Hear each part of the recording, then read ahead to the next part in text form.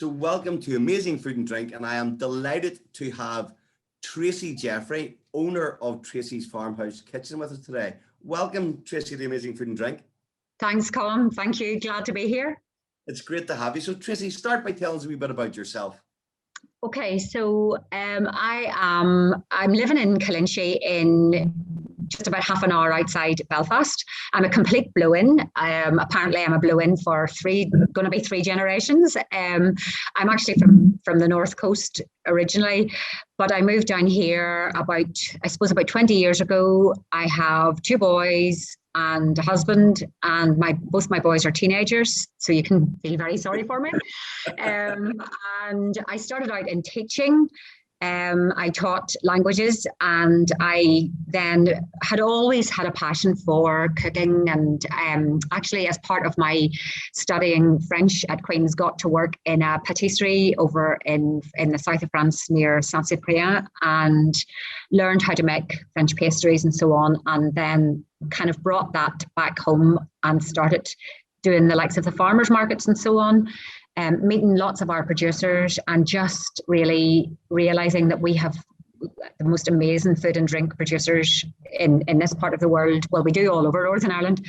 And that's really what got me into the whole food and drink thing. Brilliant. And had you been teaching for long, or? I've been teaching for about 3 years. So I taught Irish and French, and to be honest, it was hard work and probably quite stressful, really. And then I had kids late in life. So I'm a very tired old mother most of the time. And so I really only was teaching for about 4 years or so. Yeah. Okay. And do I take it you prefer the cooking rather than the teaching? But you're still teaching, by the way. You're still teaching cooking, aren't you? Well, I suppose, I know it's funny because, it's funny, I don't even see it so much that way, but I suppose that is what I'm doing. The difference in this is really that people in front of me really want to learn and to know about it, whereas very often I taught in a boys' secondary school, and they'd be saying, "Miss, you're wasting your time, we're never going to be interested in French or Irish." So I suppose that was just a wee bit more difficult, but yeah, I thoroughly enjoy it. So tell us then about Tracey's Farmhouse Kitchen. So how did you get started? It's at your home, isn't it? Yes, Colin, it's at my home. So to be honest, this was never part of the plan. In 2016, I decided I would set up a food tour company, and had spoken and met with various different producers, farmers, fishermen and so on around my kind of this county down. So it could be North Down and Ards, or it could be going along the coastline and into the Mourne Mountains. And I really set that up in 2016, and then really as part of that, it was actually a friend of mine who suggested, you live in a converted barn, you're right on the edge of Strangford Lough, you're half an hour from Belfast, why don't you think about maybe bringing people to your home because you love cooking and so on. And it was actually my very good friend Fred who taught me properly how to make our very traditional breads, and I feel really very passionate about our traditional foods and so on. So yeah, I started just offering this as a stop along the food tour. And so typically groups would come in here, say at 10 a.m, and they would roll up their sleeves and make their own, say, soda bread or potato bread. And then they would head off on the food tour. And I suppose really it just kind of took off. And I then had decided that I needed to call that side of the business, set up a completely separate business, if you like, with a separate webpage. So that's where Tracey's Farmhouse Kitchen came out of. And even though it's a bit twee, the name, but it appeals to Americans and Canadians, and they would be my main market, really, So I work. I actually think it sounds great, to tell you the truth. Well, it's I suppose the other thing is, and again, with a lot of kind of mentoring and support through Tourism Northern Ireland, it became apparent to me that, and it took a while for me to realize that it is actually about me and as much as it is about making the soda bread or whatever. So that's why they advised me, you need to have your name in there somewhere, you know. So anyway, so that's kind of where it's at. So I'm still doing the food tours, but this, I have to say, I just love this aspect of it, lots and lots. Absolutely brilliant. And tell me, had you got a background in business prior to this, Tracey? Yes, I had worked, after I had finished teaching, I worked in a family business up in Glengormley in North Belfast, and we actually worked a lot with as it was then, Northern Ireland Tourist Board. So we had the contract to deliver, way back in the day, welcome host training. So I would have been the master trainer to train trainers in Northern Ireland within the hospitality and service sector, really. So that's you know, I ran that business. So yes, I suppose I had a bit of background in it, but I worked for my mother, who was certainly a hard taskmaster. So I don't know how much really fantastic business acumen I have, and there are definitely parts of this business that I need a lot of help and support with, but I have a bit of background. Yeah. I think you're being very diplomatic there. You're doing a fine job. So tell us, what classes do you actually offer? Okay, so in the kitchen, the main kind of signature experience would be the traditional bread making, and that is where we are really making our breads, the likes of the soda bread, the wheaten, and the potato bread, and the focaccia bread with the soda bread base.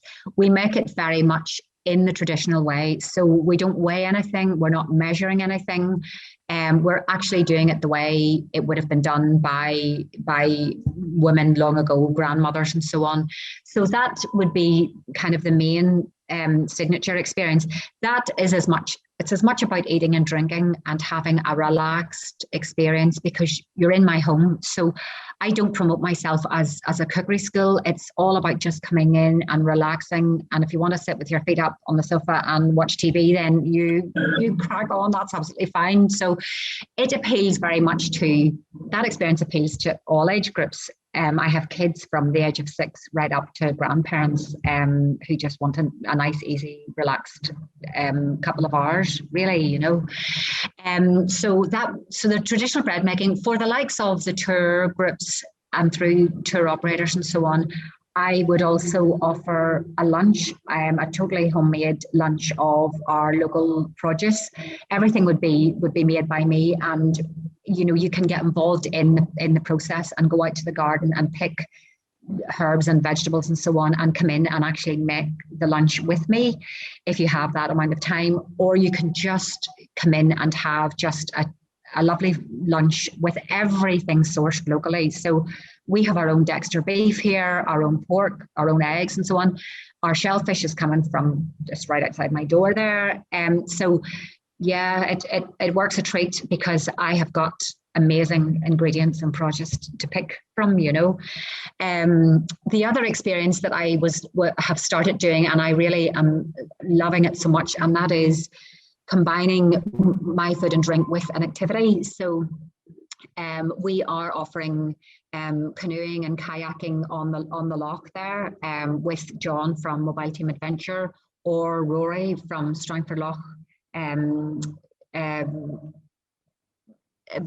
paddleboarding, and they would go out, they would take groups out on the loch, and then they would come into me for soda bread or cake, or I mean, the experience is called canoe and cake or sup and soda. So there it is. You know, so those are the main. It sounds absolutely amazing, and my tummy is rumbling. I am definitely going to come down there. I'm not sure about the cooking. I think I'll just have the cake. Yeah, you're welcome. Actually, that's what I was just doing this morning before you came on here, just because I have a session tomorrow. So, and I must say, that's just a break for me from the kind of doing emails and stuff like that. I just love to get stuck in there, you know. So that's you relaxing, is it, Tracey? That is me relaxing, definitely. As long as my kids stay out of the way, yeah. So I have 2 teenage boys as well. I know the feeling. Oh, Colin, I feel your pain. If anybody had told me it was the way it was, I don't know if I'd ever have gone down that road, but it's too late now. Too late. So Tracey, you're actually spoken about children there, and I know during lockdown in our house, we were actually baking wheaten and soda breads and stuff. Do the children enjoy it? Do they do, Colin? And it's funny because initially I wasn't so sure about bringing kids onto a session like this, but in fact, because the breads that we're making are all griddle breads, so the kids are, once they've made their dough, they're literally cutting it into the fowls, setting it on the griddle, and within about 12 or 13 minutes of setting your lump of dough on that griddle, it's ready to take off and eat. So very often the kids are actually better at it nearly than the adults are. I find that to be the case so many times with families. So. And have you thought about maybe going to schools and bringing maybe school groups in? Do it's something would you believe I think about it a lot, actually, because I think, people don't realize that and neither did I before I started, and that is that we're talking 2 ingredients. We're talking buttermilk and soda bread flour. Putting them together, you cannot go wrong. If you make the mixture too wet, add more flour. If it's too dry, add more milk. So it's a very basic but very tasty food. And I actually think kids, my kids can make it so easily. There's no mystery to it. There's no fantastic skill involved. So yeah, it's something I would actually I just haven't had the time to look at that, but I would love to look at that. Yeah. Yeah, I think it would definitely be beneficial for you. Absolutely. And I would love my kids to go to something like that. And they quite like getting hands-on in school now. They're making pizza and sort of stuff. It's brilliant. Well, that's funny you mentioned the pizza there, Colin, because the soda bread base is just, my boys actually aren't mad about soda bread. They're more into the likes of the potato bread. But when I make it as a pizza, they just love it, and there's no yeast involved, so it's ready in no time. So yeah, I do a lot of work with women's groups. And again, that's just doing the demonstration, and then they make their own. And you see the sense of achievement and confidence they have. They start off by saying, I can't do this, and they're going home with a bag of 4 soda bars, 4 wheaten, 4 potato, and they're delighted. So. Absolutely. Yeah. I can't wait to come down here, and I'm telling you now. You're very welcome. Paddy pizza, as they call it. Soda bread. Pizza. Absolutely. So tell me, Tracey, do you think that it's important for you and people who are doing similar things, artisan producers, to keep traditional Irish recipes moving forward through the generations? Gosh, definitely, Colin. And I think as well, you take some of our great producers, say the likes of theirs, Abernethy and Abernethy Butter, and they're making their butter again in the traditional way. There are so many products out there that we have that are just amazing, made in the very most basic, simple way. And I would welcome a lot of journalists and foodie people in here, and that's the one thing they'll always say. We didn't expect the food in Northern Ireland to be like stand out, but actually we are blown away by the fact that the ingredients just sing for themselves. You don't need lots of sauce or lots of different things to accompany them. And yes, I do feel very, very passionate about our traditions and keeping that alive. And in actual fact, I do get the opportunity to make the soda bread on a griddle over an open fire in the kitchen in Denver's and Downpatrick, where back in 1642, that's where they made the bread with the implements that they use. And that's a fantastic experience, Amazing, absolutely amazing. And we've got a great oral tradition in Ireland. So even you talking people through it, I think it's brilliant. Yeah, that's it. Some people, when you say to some people, we're just going to have a glug of this and a gulping of that, they look at you and think, there's no way that's going to work for me. But that's the beauty of it. It's just made so simply, and yet it's, lather it with butter and jam and it's amazing, or put a bit of mature cheddar on it and it's equally as delicious, Cheese for me every time, absolutely. Yeah, me too. So Tracey, obviously, look, we've had a challenging sort of year and a bit. How's your business adapted over the last year? Gosh, Colin, I suppose initially, probably like so many other people, I just kind of was burying my head in the sand. And it took took it took the likes of Tracey Mooney from Newry Morning Down Council to say, right, come on, you have to get on with things here and try and move on. And so how I adapted, because my market wouldn't have been so much the local Northern Ireland market, it was definitely international. So I then started to do food hampers, but I called them homemade hampers because they had lots of my homemade produce in them. I started doing afternoon tea. I started then also delivering online classes for cookery. And if anybody had said to me a couple of years ago, you're going to deliver cookery classes online, I would have said, not a chance. But I had to overcome that fear, and I really enjoyed it. And it's funny because now I'm finding that I'm still doing it for the likes of the tour operators who can't come to Northern Ireland, who can't take a flight, but their clients would like to they want to keep them kind of interested in what we have to offer. So yeah, so that's how I've adapted. I've taken on a lot, and I probably need to shed a couple of things now or my head's going to go. But yeah, it has worked for me quite well. Brilliant. So you're embracing the technology, which is absolutely amazing. And I'm just listening to all the things you're doing. How many are there of you? Are you superhuman, Tracey? No, I think I'm kind of, I don't know, I think my friends and my local, my neighbours and so on would think that I'm mad, but I am one of these people. I think that, again, just like my mother, I have to be super busy and I just thrive on it. And I suppose when you're doing something you do feel really passionate about and you really, really enjoy it, you just want more of it and just want to keep going with it, so yeah. And I also feel I need to diversify and I need to grow. I don't want to just always be just the person who makes soda bread. I need to kind of look to the future as well. And that's brilliant, because I was going to ask you, any plans for expansion? Yes, we are. Definitely what we're going to do is, given that we're literally touching the water's edge here, we're going to offer wellness and combine food with the outdoors and with the water, not looking at kind of just water sports activities, but more just for people who have, if you like, a perceived enjoyment of the outdoors. So it could be yoga in my back garden and then come in here to sausage sodas, or it could be going out for a little canoe around the islands and having a picnic of my homemade produce and so on an island in the loch. So that's where we're at, and it's very exciting. Brilliant. But it's daunting as well. Oh, great! It sounds like a retreat, nearly.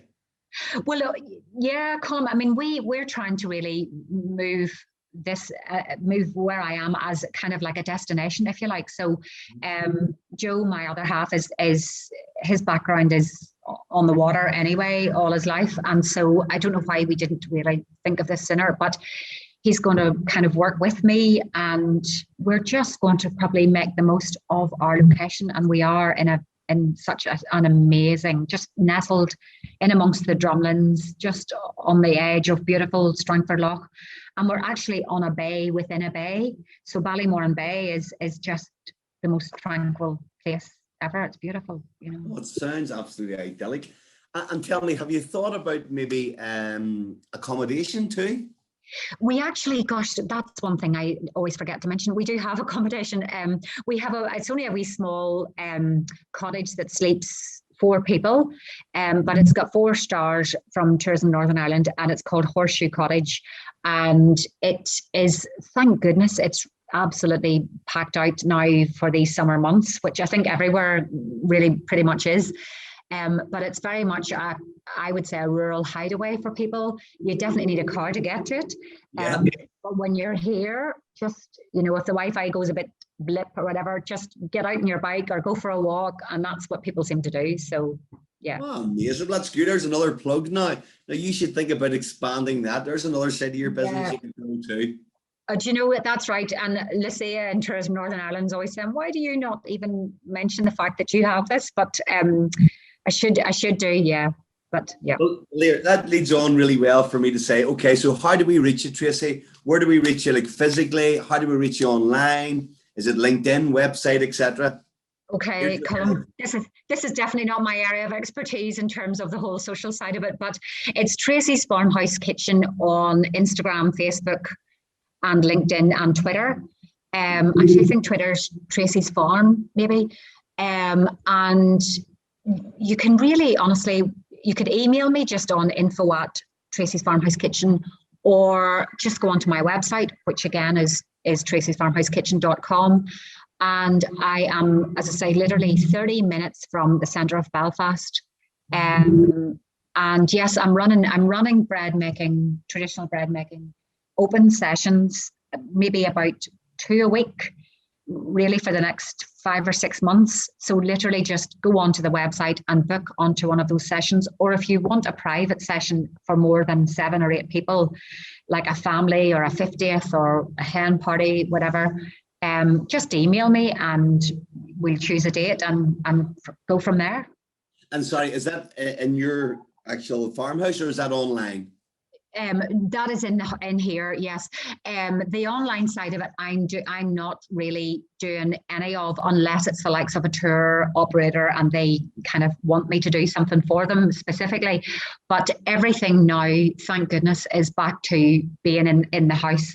And I have loads of space for people who are worried at all about COVID. We have, it's a big converted barn here, and I'm taking reduced numbers, and I've got the good to go standard as well, so have no worries about that side of it. Just Absolutely brilliant. And just tell me, what's your favorite traditional Irish food to make?